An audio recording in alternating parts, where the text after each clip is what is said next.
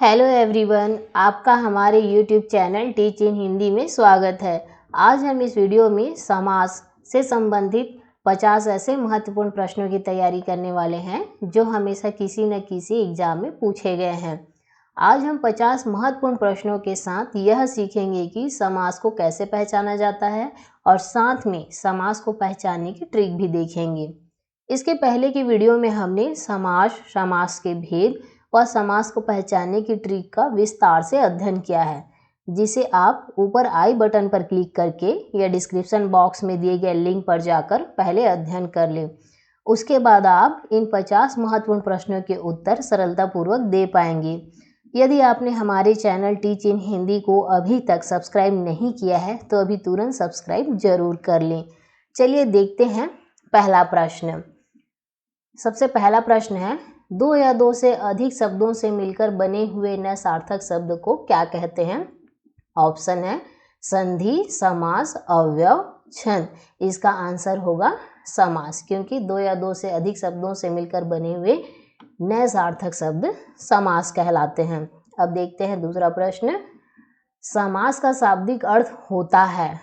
Option है संक्षेप, विस्तार, विग्रह, विच्छेद। तो इसका उत्तर होगा संक्षेप, क्योंकि समास का शाब्दिक अर्थ होता है संक्षेप या संक्षिप्त में वर्णन करना। अब है तीसरा प्रश्न, उसमें है निम्नांकित में कौन सा पद अव्ययी भाव समास है? जिसमें है गृहागत, आचार कुशल, धीरे धीरे, फिर है कुमारी। तो अव्ययी भाव समास में यदि एक ही शब्द का दो बार प्रयोग किया जाए तो वो भी अव्ययी भाव समास कहलाता है। तो जैसे इसमें धीरे धीरे, ये धीरे एक ही शब्द है, इसका दो बार प्रयोग किया गया है धीरे धीरे। इसी तरह से इसका अन्य उदाहरण और है, जैसे रातों रात, धमाधम, बीचों बीच, रात भर। मैंने पिछले वीडियो में ये अच्छे से बताया है। उसके बाद है नेक्स्ट क्वेश्चन, जिस समास में उत्तर पद प्रधान होने के साथ ही साथ पूर्व पद तथा उत्तर पद में विशेषण विशेष्य का संबंध भी होता है, उसे कौन सा समास कहते हैं? इसमें ऑप्शन है बहुब्रीहि, कर्मधारय, तत्पुरुष और द्वंद्व समास। तो इसे हम कैसे पहचानेंगे कि उत्तर पद तो प्रधान है ही, उसके साथ साथ उसमें पूर्व पद तथा उत्तर पद में विशेषण और विशेष्य का संबंध होता है। मतलब पहला पद दूसरे पद की जिसमें विशेषता बताए वो कर्मधारय समास कहलाता है। तो इसका उत्तर है कर्मधारय। नेक्स्ट क्वेश्चन है, निम्नलिखित में से कर्मधारय समास किस में है? इसमें आपके ऑप्शंस है चक्रपाणी, चतुर्युगम, चंद्रमुखी, माता पिता। तो आप इसे कैसे पहचानेंगे कि पहला पद दूसरे पद की विशेषता बताए वो कर्मधारय समास है। तो यहाँ चक्रपाणी, ये तो तीसरे पद को इंगित कर रहा है। चतुर्युगम, इसमें संख्यावाचक विशेषण है। चंद्रमुखी, चंद्रमा के समान मुख। तो यहाँ पर जो पहला पद है वो दूसरे पद की विशेषता बता रहा है कि चंद्रमा के समान मुख वाले। और फिर चौथा है माता पिता। तो इसका उत्तर हो जाएगा चंद्रमुखी, क्योंकि कर्मधारय समास में तुलनात्मक शब्द होता है के समान, के जैसा।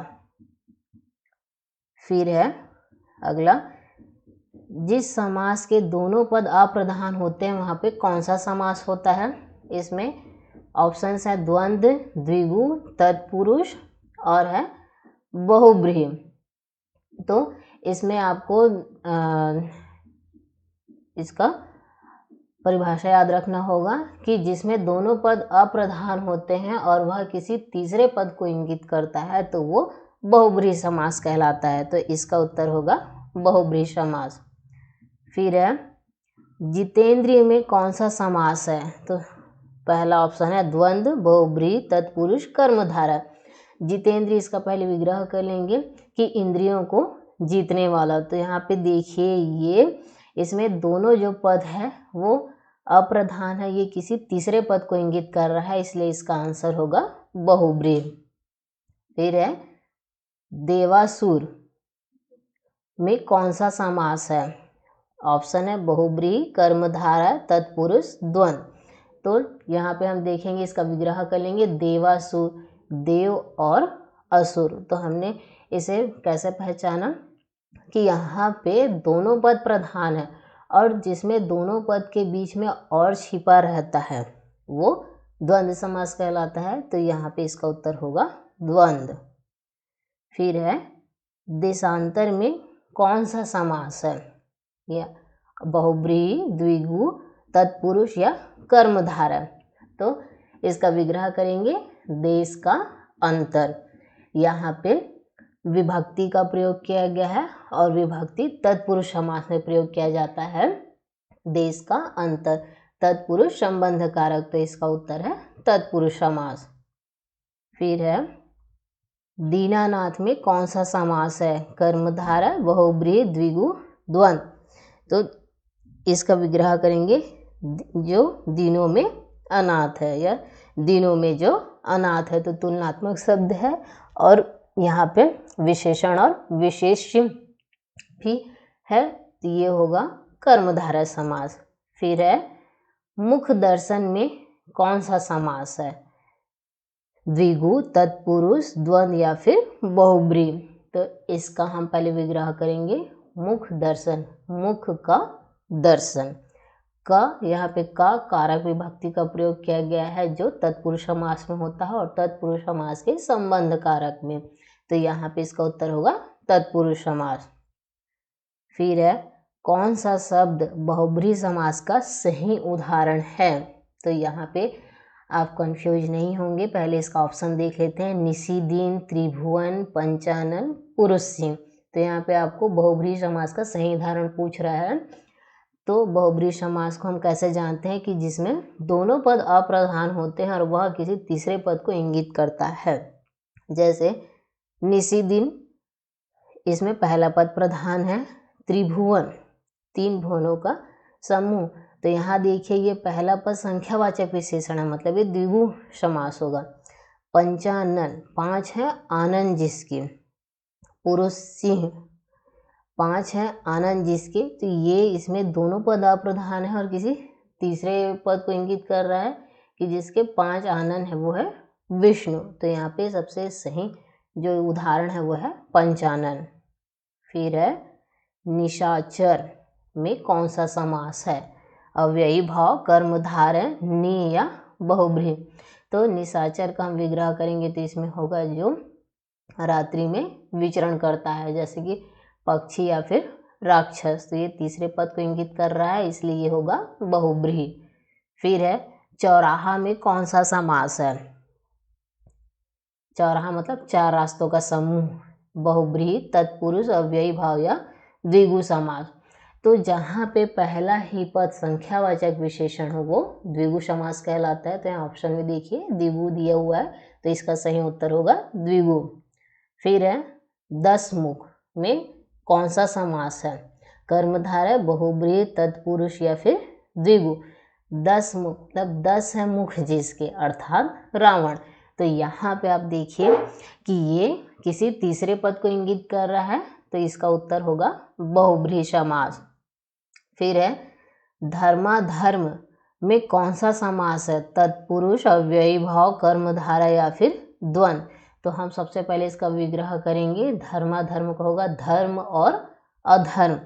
तो दोनों पद इसमें प्रधान है और दोनों के बीच जहाँ और जुड़ा रहता है या और छिपा रहता है वो होता है द्वंद्व समास। तो इसका उत्तर है द्वंद्व समास। फिर है विशेषण और विशेष्य के योग से कौन सा समास बनता है, तो मैंने इसे बताया है कि जहाँ पे विशेषण और विशेष्य दोनों का योग हो, मतलब एक पद दूसरे पद की विशेषता बताए, वो कर्मधारय समास कहलाता है। तो इसमें देखिए कर्मधारय है, तो इसका उत्तर होगा कर्मधारय समास।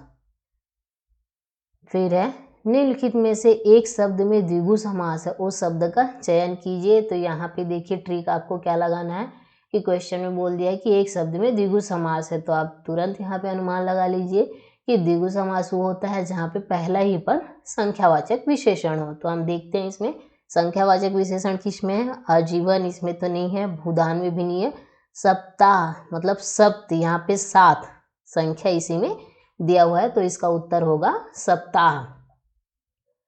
फिर है किस समास के दोनों शब्दों के समानाधिकरण होने पर कर्मधारय समास होता है? तो ये आपका क्वेश्चन है।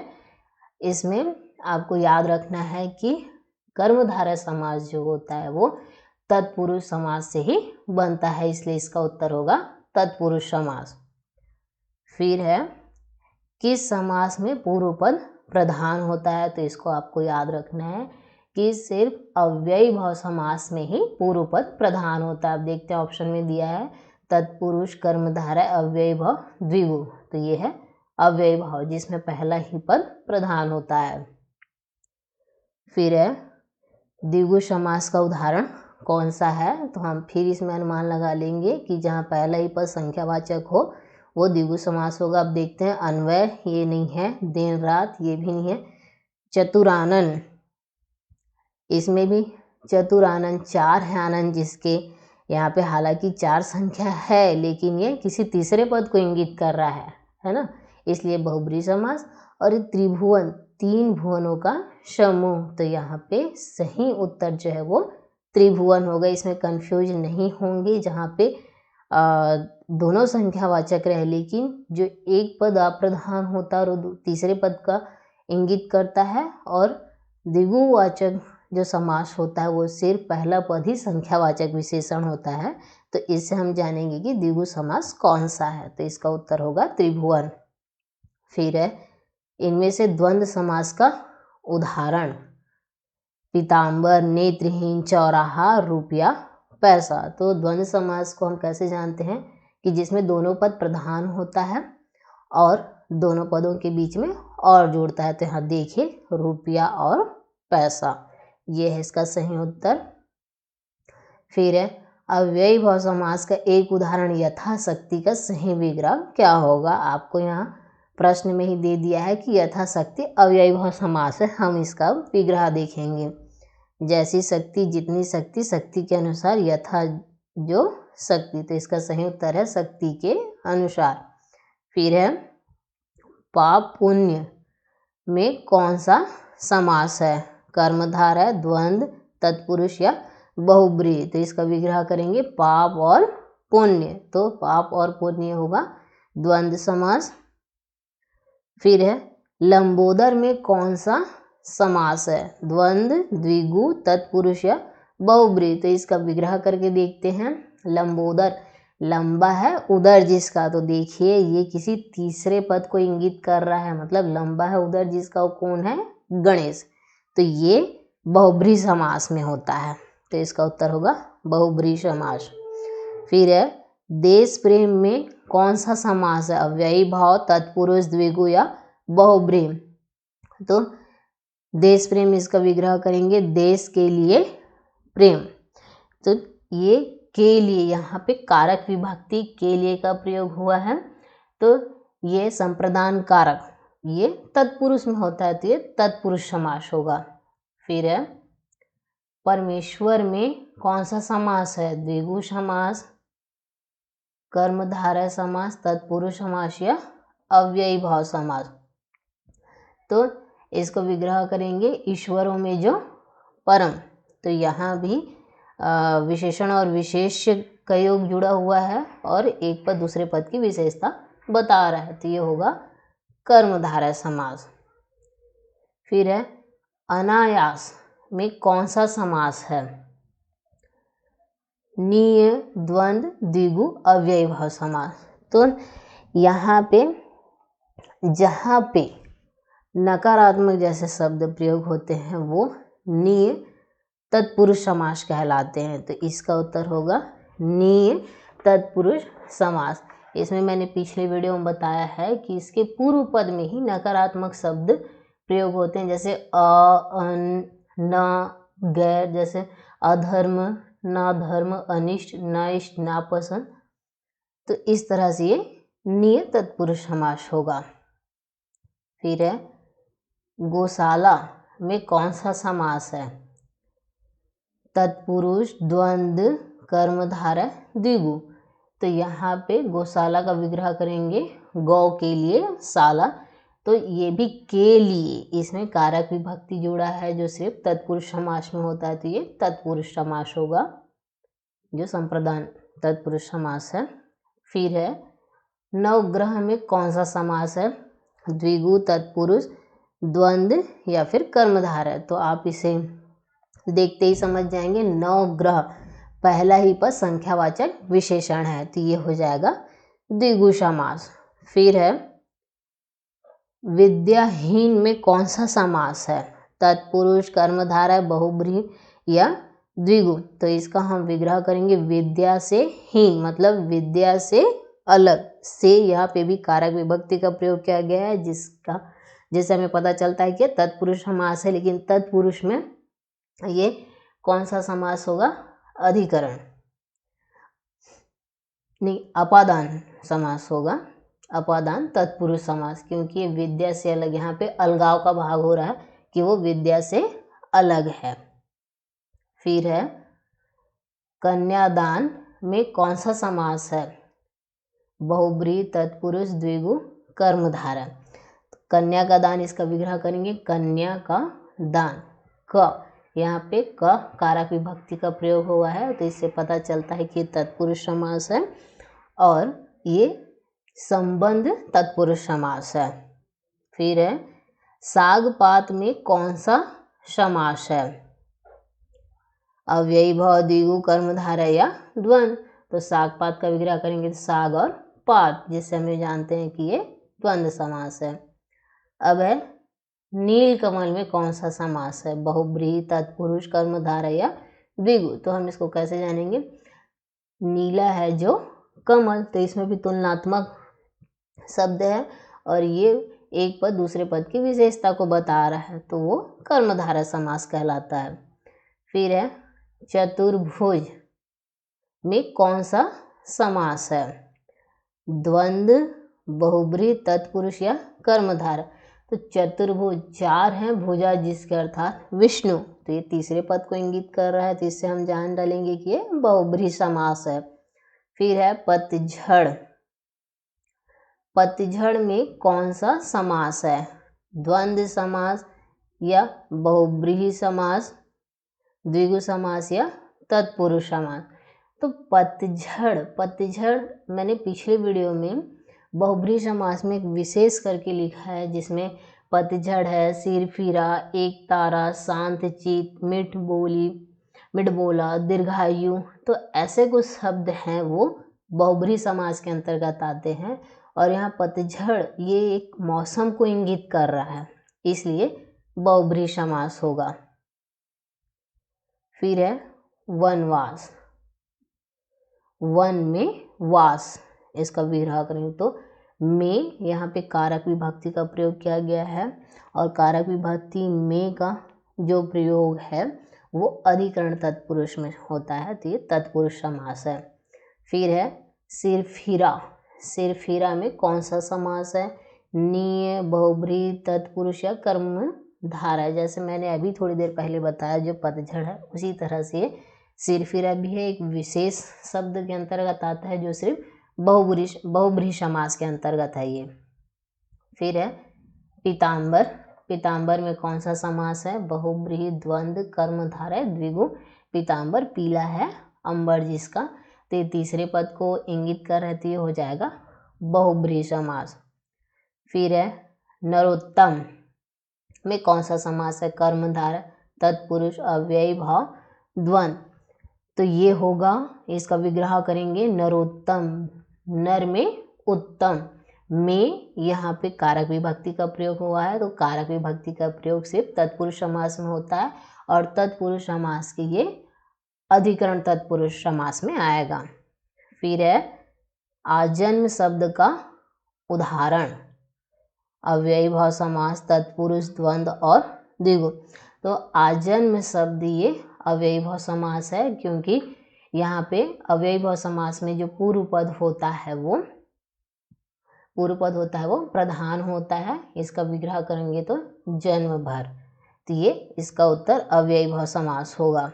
फिर है दही बड़ा में कौन सा समास है? इसमें है लुप्त पद, बहुब्रीहि, अलूप और कर्मधारय। तो दही बड़ा मैंने पिछले वीडियो में इसमें बताया है कि तत्पुरुष में जैसे हम निय तत्पुरुष पढ़े, उसी तरह से लुप्त पद तत्पुरुष होता है और लुप्त पद तत्पुरुष में सारे पद लुप्त हो जाते हैं। जैसे हम दही बड़ा, यहाँ पे जो उदाहरण दिया है कि दही बड़ा का अगर हम विग्रह करें तो होगा दही में डूबा हुआ बड़ा। तो ये पूरी तरह से ये शब्द का ही पूरा इसमें लोप हो रहा है, इसलिए लुप्त पद तत्पुरुष कहलाता है।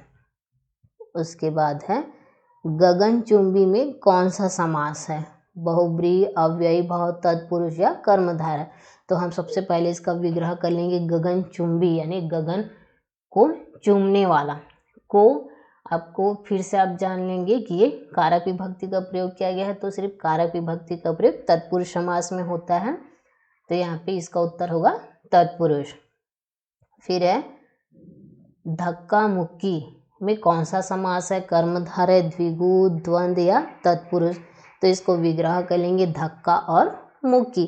तो और दोनों पद के बीच में जहाँ पे और जुड़ा रहता है वो होता है द्वंद्व समास। तो इस ट्रिक से आप पहचान लेंगे कि ये द्वंद्व समास है। फिर है त्रिफला में कौन सा समास है? अव्ययी भाव, द्वंद्व, द्विगु या फिर कर्मधारय। तो आप यहाँ देख रहे हैं त्रि का मतलब होता है तीन, तो पहला ही पद जहाँ पे संख्यावाचक विशेषण हो वो क्या कहलाता है? द्विगु समास कहलाता है। तो इसका उत्तर होगा द्विगु। इस तरह से हमको ये पहचानना है। फिर अगला क्वेश्चन है तन मन धन में कौन सा समास है? अव्ययी भाव, कर्मधारय, द्विगु या फिर द्वंद्व। तो तन मन और धन इसका विग्रह करेंगे तो इस तरह से होगा। तो अभी मैंने बताया था कि जहाँ पे दोनों पद प्रधान हो और दोनों के बीच में और शब्द जुड़ा हो वो द्वंद्व समास कहलाता है। तो इसका उत्तर है द्वंद्व। नेक्स्ट क्वेश्चन है चक्रपाणी में कौन सा समास है? अव्ययी भाव या फिर बहुब्रीहि, कर्मधारय या तत्पुरुष। तो इसको हम विग्रह करेंगे चक्रपाणी। चक्रपाणी जिसके हाथ में चक्र है अर्थात विष्णु। तो ये किसी तीसरे पद को इंगित कर रहा है जो होता है बहुब्रीहि समास में। तो इसका उत्तर होगा बहुब्रीहि समास। फिर है लाभालाभ में कौन सा समास है? द्विगु, द्वंद्व, तत्पुरुष या फिर कर्मधारय। तो इसका हम विग्रह करेंगे लाभालाभ का, लाभ और अलाभ। तो दोनों पद प्रधान है और शब्द दोनों के बीच में जुड़ा है तो वो हो जाएगा द्वंद्व समास। तो इस तरह से इसे पहचानेंगे। फिर है काली मिर्च में कौन सा समास है? द्विगु, द्वंद्व, कर्मधारय या फिर तत्पुरुष। तो देखिए काली है जो मिर्च, यहाँ पे तुलनात्मक शब्द है और ये एक पद दूसरे पद की विशेषता बता रहा है, मतलब मिर्च काली है ना। तो ऐसा जहाँ पे एक पद दूसरे पद की विशेषता बताओ सिर्फ कर्मधारय समास में होता है, ये आपको इस तरह से पहचानना है। तो इसका उत्तर होगा कर्मधारय। फिर है भारत रत्न। भारत रत्न में कौन सा समास है? अव्ययी भाव, तत्पुरुष, कर्मधारय या बहुब्रीहि। तो भारत का रत्न इसका विग्रह करेंगे। अब का है, का मतलब आपका कारक विभक्ति जुड़ा हुआ है और सिर्फ समास में तत्पुरुष समास में ही कारक विभक्ति का प्रयोग होता है।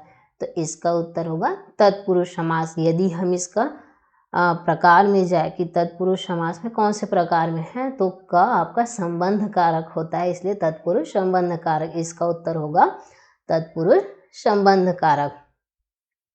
तो ये पूरे 50 महत्वपूर्ण प्रश्न जो समास के थे, हमेशा ये पूरे प्रश्न किसी न किसी एग्जाम में पूछे गए हैं जो आपके पूरे हैं। अगर आपको समास को ये पहचानने की ट्रिक अच्छे से समझ में आ गई हो तो आप इस वीडियो को लाइक और शेयर ज़रूर करें। अगर आपने हमारे चैनल को अभी तक सब्सक्राइब नहीं किया है तो टीच इन हिंदी चैनल को सब्सक्राइब ज़रूर करें। धन्यवाद।